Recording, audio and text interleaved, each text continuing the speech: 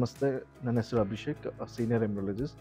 ಇವತ್ತು recent advance ಇನ್ AIT ಬಗ್ಗೆ ನಾನು ಮಾತಾಡ್ಲಿಕ್ಕೆ ಬಂದಿದ್ದೀನಿ. ಇಲ್ಲಿ ನಾವು ಅಡ್ವಾನ್ಸ್ ಟೆಕ್ನಾಲಜಿ ಏನೇನು ಯೂಸ್ ಮಾಡ್ತೀವಿ ಅಂತ ಹೇಳಿದ್ರೆ, ಮೊದಲನೇದಾಗಿ PGT ಅಂತೇಳಿ ನಾವು ಹೇಳ್ತೇವೆ. ಆ ಟೆಸ್ಟನ್ನು ಮಾಡ್ತೇವೆ, ಪ್ರೀ ಇಂಪ್ಲಾಂಟೇಷನ್ ಜೆನೆಟಿಕ್ ಟೆಸ್ಟ್. ಎಂಬ್ರಿಯೋಸು ಏನಾದರೂ ಅಬ್ನಾರ್ಮಲ್ ಎಂಬ್ರಿಯೋಸ್ ಇತ್ತು ಅಂತ ಹೇಳಿದ್ರೆ ಆ ಒಂದು ಟೆಸ್ಟಿಂದ ನಮಗೆ ಗೊತ್ತಾಗುತ್ತೆ. ಅದರಲ್ಲಿ ಒಂದು ಎಂಬ್ರಿಯೋ ಬಯೋಪ್ಸಿ ಅಂತ ಹೇಳಿ ಮಾಡಿಬಿಟ್ಟು ನಾವು ಆ ಎಂಬ್ರಿಯೋ ಅಬ್ನಾರ್ಮಲ ನಾರ್ಮಲ ಅಂತೇಳಿ ನಾವು ನೋಡ್ಕೊಂಡು ಪೇಷಂಟ್ಗೆ ಎಂಬ್ರಿಯೋ ಟ್ರಾನ್ಸ್ಫರ್ ಮಾಡ್ತೇವೆ. ಇದು ಒಂದು ಅಡ್ವಾನ್ಸ್ ಟೆಕ್ನಾಲಜಿ. ಇನ್ನೊಂದು ಮೈಟೋಕಾಂಡ್ರಿಯಲ್ ರಿಪ್ಲೇಸ್ಮೆಂಟ್ ಅಂತ ಹೇಳಿ, ಅದರಲ್ಲಿ ನಾವು ಏನು ಮಾಡ್ತೇವೆ ಅಂತ ಹೇಳಿದ್ರೆ, ತಾಯಿ ಎಗ್ಗಲ್ಲಿ ಏನಾದರೂ ಮೈಟೋಕಾಂಡ್ರಿಯಾ ಡಿಫೆಕ್ಟ್ ಇತ್ತು ಅಂತ ಹೇಳಿದ್ರೆ, ಎಂಬ್ರಿಯೋ ಫಾರ್ಮೇಷನ್ ಆಗ್ತಾ ಇರಲಿಲ್ಲ ಅಂತ ಹೇಳಿದ್ರೆ, ರಿಕರೆಂಟ್ ಪ್ರೆಗ್ನೆನ್ಸಿ ಆಗ್ತಾ ಇತ್ತು ಅಂತ ಹೇಳಿದ್ರೆ, ನಾವು ಈ ಒಂದು ಮೈಟೋಕಾಂಡ್ರಿಯಲ್ ರಿಪ್ಲೇಸ್ಮೆಂಟ್ ಥೆರಪಿ ಅಂತೇಳಿ ಮಾಡ್ಬೋದು.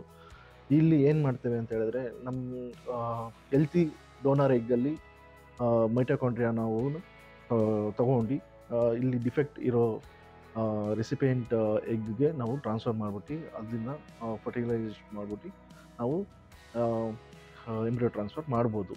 ಇದರಿಂದ ಹೆಲ್ತಿ ಬೇಬಿನೂ ಆಗುತ್ತೆ. ಸೊ ಇದು ಒಂದು ರೀಸೆಂಟ್ ಅಡ್ವಾನ್ಸ್ ಮಾಡ್ತಾ ಇದ್ದೀವಿ. ಇನ್ನೊಂದು ಏನಂತ ಹೇಳಿದ್ರೆ, ಓವರಿಯನ್ ಕ್ರಯೋಪ್ರಿಸರ್ವೇಷನ್.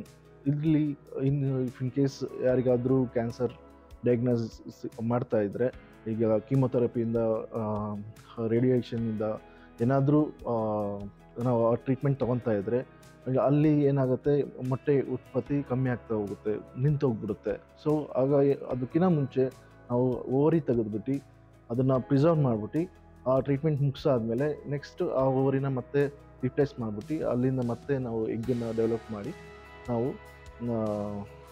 ಸಕ್ಸಸ್ಫುಲ್ಲಾಗಿ ಎಂಬ್ರಿಯೋ ಫಾರ್ಮೇಷನ್ ಮಾಡ್ಕೊಂಡು ಟ್ರಾನ್ಸ್ಫರ್ ಮಾಡ್ಬೋದು. ಇದು ಒಂದು ಅಡ್ವಾನ್ಸ್ ಟೆಕ್ನಾಲಜಿ. ಸೊ ಈ ಥರ ನಾವು ರೀಸೆಂಟ್ ಅಡ್ವಾನ್ಸ್ ಏನೇನಿದೆ ಇದೆಲ್ಲ ಮಾಡ್ಬೋದು. ಮತ್ತು ಇನ್ನೊಂದು ಏನಂತ ಹೇಳಿದ್ರೆ, ಟೈಮ್ ಲ್ಯಾಪ್ಸ್ ಇಮೇಜ್ ಅಂತ ನಾವು ಒಂದು ಮಿಷಿನ್ ಇದೆ.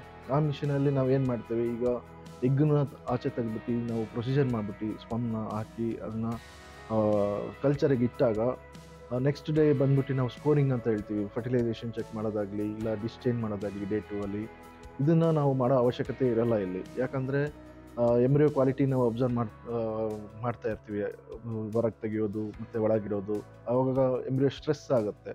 ಸೊ ಈ ಒಂದು ಇದರಿಂದ ಟೈಮ್ ಲ್ಯಾಪ್ಸಲ್ಲಿ ನಾವು ಅದರಲ್ಲಿ ಕ್ಯಾಮ್ರಾ ಅಳವಡನೆ ಮಾಡಿಬಿಟ್ಟು ಅದನ್ನು ನಾವು ಹೊರಗಡೆಯಿಂದ ನಾವು ಸ್ಕ್ರೀನಲ್ಲಿ ಹೇಗೆ ಡೆವಲಪ್ ಆಗ್ತಾ ಇದೆ ಎಂಬ್ರಿಯೋ ಅನ್ನೋದು ನಾವು ನೋಡ್ಬೋದು. ಇದರಿಂದ ಏನಾಗುತ್ತೆ, ಆವಾಗ ಎಂಬ್ರಿಯೋ ಸ್ಟ್ರೆಸ್ಸು ಆಗೋಲ್ಲ, ಆಮೇಲೆ ಫ್ರಾಗ್ಮೆಂಟೇಷನ್ ಬರೋಲ್ಲ, ಗುಡ್ ಕ್ವಾಲಿಟಿ ಎಂಬ್ರಿಯೋ ನಾವು ತಗೋಬೋದು.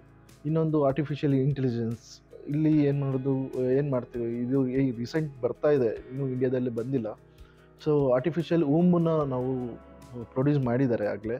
ಆ ಊಂಬಲ್ಲಿ ಆರ್ಟಿಫಿಷಿಯಲ್ ಆಗಿ ನೀವು ಮಗುನ ಡೆವಲಪ್ ಮಾಡಿಬಿಟ್ಟು 9 ತಿಂಗಳು ಇದು ಮಾಡ್ಬೋದು.